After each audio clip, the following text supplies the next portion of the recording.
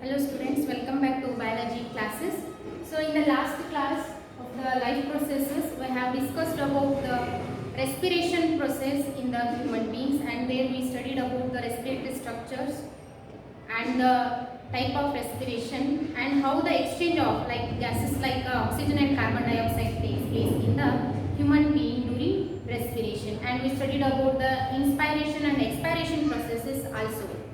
So in today's classes, we are going to study the transportation system in the human being. So the meaning of transportation is something has to transport throughout the human body. Something means here the blood as a fluid connective tissue, it transports the food. It also transports the gases like oxygen and carbon dioxide, and it transports the waste, nitrogenous waste materials, and some of the types of salts are also transported throughout the body. How this all the materials transports throughout the body? There is a fluid structure that is called blood. In the human being, there are four types of tissues that you have studied in the class 9.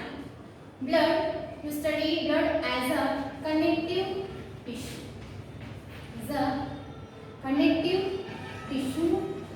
In that it is a fluid connective tissue because the blood in our body is in the fluid condition or fluid state. So the blood is a fluid connective tissue. You might have studied about the components of the blood. There are four components of blood. Components of blood.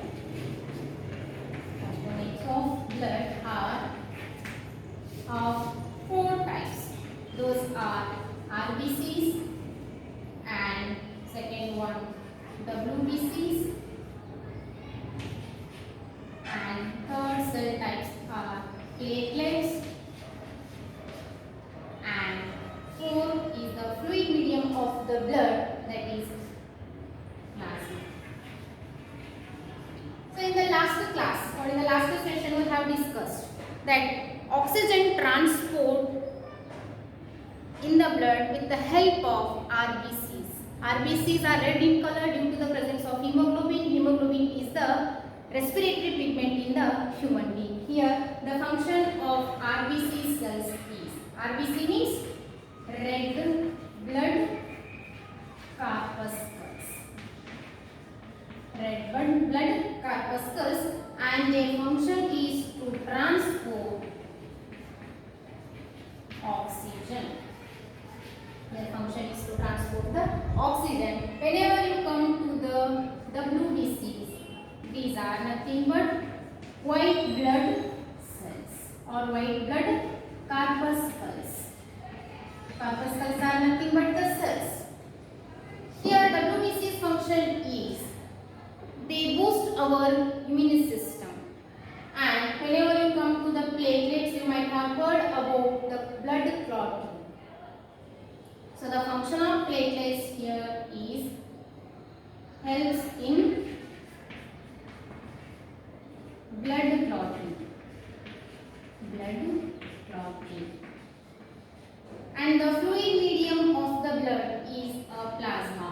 This is a fluid medium of the blood. Its function is the plasma transports the carbon dioxide, nitrogenous waste, as well as it also transports some amount of salts that is in the dissolved form.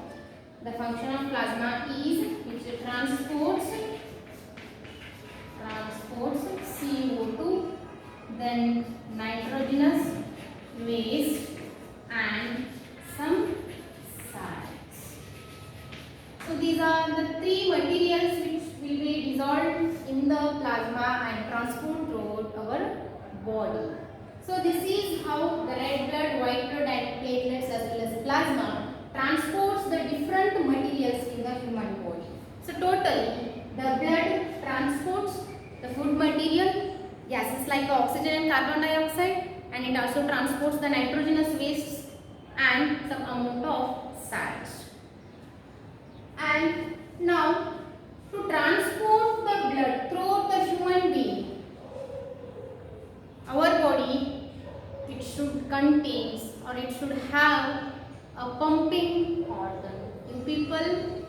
the pumping organ of the human is the heart. To transport the blood, not only it requires the pumping organ, to transport the blood to each and every cell, our body should have a small network of blood vessels. That we'll study in the next session. That is our pump or the heart.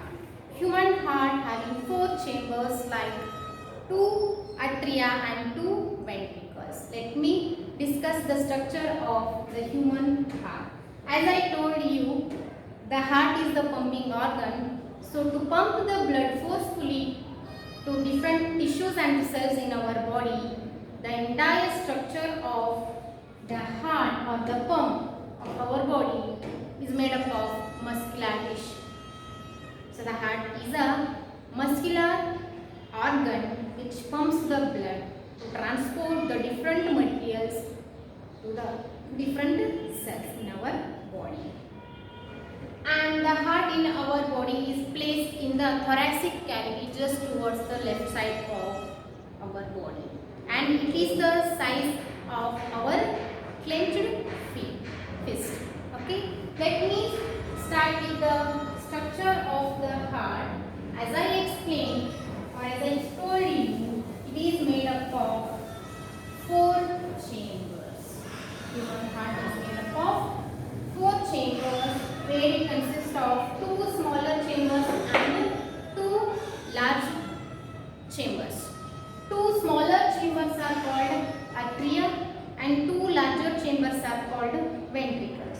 So here, each side of our heart consists of 1 atrium and 1 ventricle. Atrium is the singular word for atria. So this is left atrium and this is the left ventricle and right ventricle, right ventricle and right atrium. So these are the 4 chambers of our heart. So why our heart consists of 4 chambers?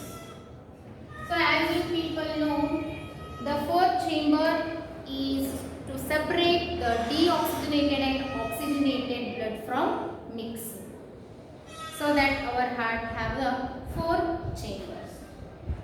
So from our all the cells in our body, the blood, that is deoxygenated blood, will collect into the right atrium through 2 types of veins. That is 2 types of veins. Those are inferior vena cava. The name itself indicating inferior means the blood from our lower part is collected into the right atrium through the inferior vena cava. Inferior means lower. And from upper part of the blood will collect into the superior vena cava. Superior vena cava. Superior means the deoxygenated blood from our upper body parts, it will collect into the right atrium through the superior vena cava. Whenever the blood enters the right atrium, that will be in the deoxygenated condition, that blood then enters the right ventricle. From the right ventricle, whenever the ventricles undergo contraction, the deoxygenated blood will move out of the heart through the pulmonary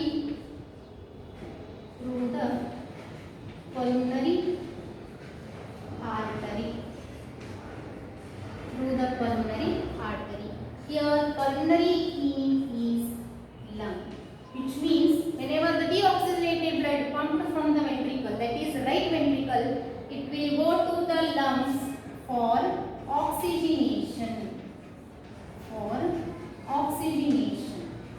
Oxygenation is nothing but in the alveolar region, the deoxygenated blood will undergo diffusion process where the carbon dioxide will be removed from the blood and oxygen from the alveolar air is enters into the blood. That is called oxygenation of blood takes place in what? Lungs. From the lungs, the blood then enters into the heart through the blood vessels, that is called pulmonary vein. Through the heart, they enters the left atrium, and these are called pulmonary veins. Pulmonary veins. This is left atrium. Enters into the pulmonary veins. You may ask, what is the difference between artery and the veins? Arteries are nothing but the blood vessels which carries the blood from heart to the different parts of the body. It may go to the body tissues or else to the lungs. Totally, the blood vessels which carries the blood from heart to the different parts of the body, those blood vessels are called arteries. And those blood vessels which collect the blood from different parts of the body to the heart, those are called veins. Understood? Here, from the pulmonary veins, the oxygenated blood enters the left atrium. From the left atrium, the blood will move into the left ventricle. Whenever the ventricle undergo contraction, that is left ventricle undergo contraction, the blood will move outside the heart through the structure called aorta. Through the structure called aorta. This is the structure which transports or circulates the oxygenated blood throughout our body. And this is how the oxygenation or oxygenated and deoxygenated blood will flow throughout our body. Okay. Next, here I have drawn the structures like a string-like structures. These are nothing but valves. ಕವಾಟಗಳು ಅಂತ ಕರೀತೀವಿ. So between the left atrium and left ventricle, there are two flaps or cusps. These are called bicuspid valve. These are called bicuspid valve. And those which are present between the right atrium and right ventricle, they are of T. So these are called tricuspid valve. These are called tricuspid valve. Dear students, during the discussion of digestive system of the human being, we came across the wall. Wall is nothing but the muscular structure which prevents the backflow of anything. In case of digestive system, it prevents the backflow of the food material, and in a circulatory system, that is in the heart, the tricuspid and bicuspid valve are unique for prevention of, which prevents backflow of the blood. And one more thing you may observe, whenever the oxygenated blood from left ventricle it enters the aorta, here there will be the wall that is called semilunar valves. Those are called semilunar valves. So these semilunar valves are present between the left ventricle and the aorta. Their function is same like a tricuspid and a bicuspid valve, which means to prevent the backflow of blood. So this is how the human heart is made up of. It consists of 4 chambers like atria and ventricles. And one more point, compared to the atrium, the ventricles are large in size. As well as compared to the atria, the ventricles have a high muscular structure. Why? Because the two ventricles in our heart has to contract forcefully to pump the blood throughout our body so that the ventricles have a high muscular structure than that of the heart bone. So, in the next class we will study about how the oxygenation of blood takes place in the lung region and how the deoxygenation of blood takes place in our tissue level and how the circulation or the circulation of oxygenated and deoxygenated blood takes place in the human beings that we speak in the next